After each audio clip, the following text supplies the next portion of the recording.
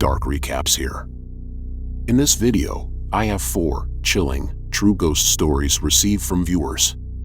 Before we continue, if you have a suggestion on how I can improve my content, leave me a comment. Otherwise, consider watching some of my other videos if you enjoy scary stories. Let's begin.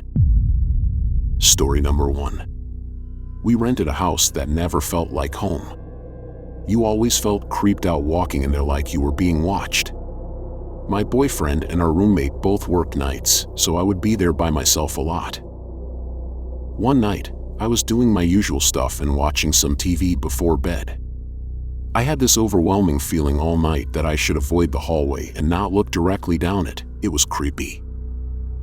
The feeling of being watched and terrified lasted about 2 hours before I decided to suck it up and make my way to my room. I left the hallway lights on and went to bed.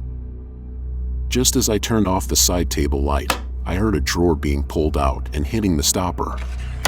I turned on the light, but nothing was out of place.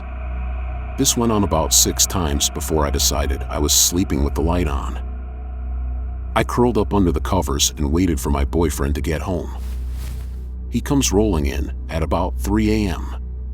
He's laughing at me for being such a sissy, gets into bed and turns the light off. That's when all hell broke loose. All the doors down the hallway slammed shut one by one, then our closet doors started rattling. The sound coming from inside could only be described as total destruction. It sounded like the shelves, the pole, and everything in there were being tossed around. My boyfriend joined me under the covers, and we were both terrified. After it stopped, it took 5 to 10 minutes to convince him to go check around the house. Nothing was out of place, and our roommate had driven 3 hours back home that night to be with his family, so we knew it wasn't him. We slept with the light on the rest of the night and moved out soon after. I still can't drive by that house without being creeped out. Story number 2. I was sitting in our office room home alone when I was 19. I was typing a paper for one of my college classes. The office room used to be my sister's room before she moved out, so a lot of her decorations are still there. She had a photo of a mountain range, an oval-shaped mirror, and 3 different hangings that read, faith, hope, and love. This makes 5 total things hanging on the wall in the room. Suddenly, I got random chills.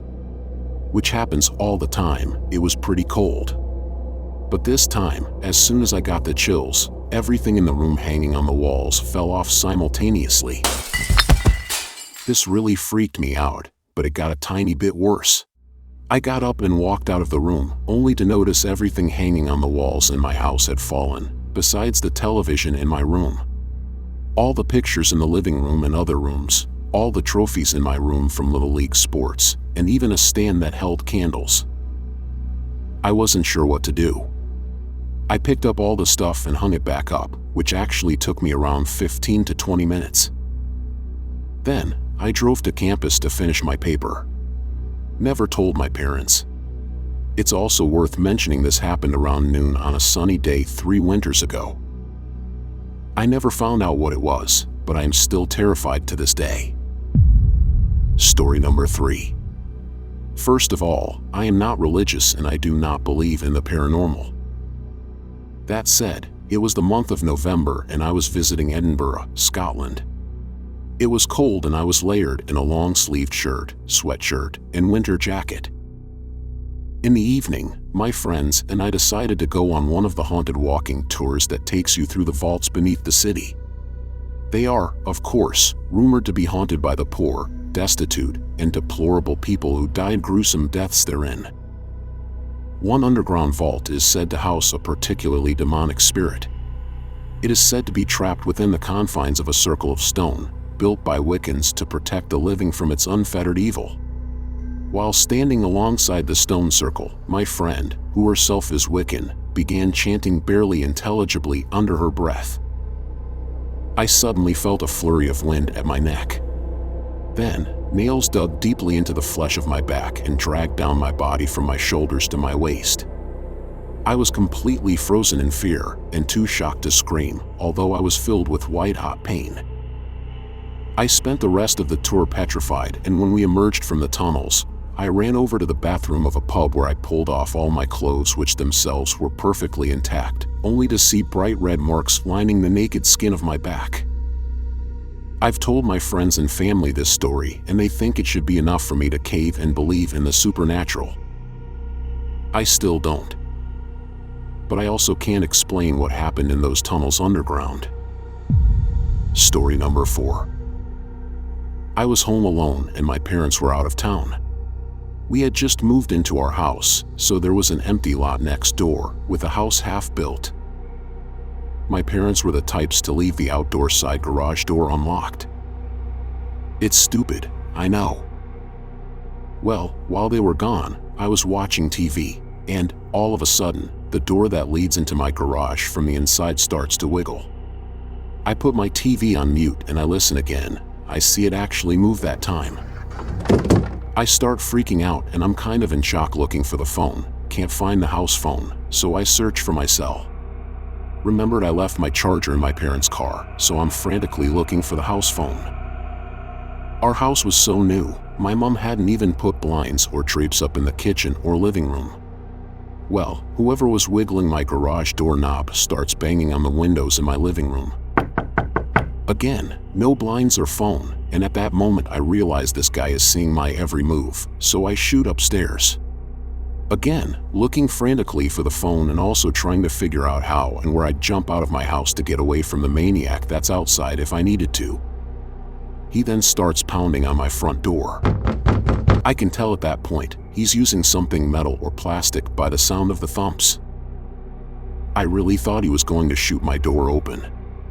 I remember at that moment I was pissed at myself for being a stupid teenager that frequently talked on the phone, because I always just left it lying around, never putting it back on the base. I wanted so badly to push the button that detects where my house phone is, but I thought if he heard where it was, he'd break the window nearest to it and take it. I then remembered I left the phone in my mom's room, and as I passed the hallway to her room, I see 2 people pacing in front of my house. I'm freaking out trying to find my dad's gun in my parents' bedroom. I find the phone and call 911. As I'm on the phone, the window breaks. I'm upstairs and I'm scared to death. Suddenly, everything goes silent. I'm waiting in my parents' pitch-black closet for what seems like an eternity. Then, I hear the sirens. Cops show up, but there is no one to be found. I figure that they hadn't gone too far, since it had just occurred. Cops never found my tormentors. I never found out who or what it was. Thanks for sticking around if you made it to the end. I hope you enjoyed your time here. If you did, please consider leaving a like on this video. It really helps my channel out. If you're hungry for more content like this, subscribe to me. Dark Recaps. Take care, and I'll see you guys next time.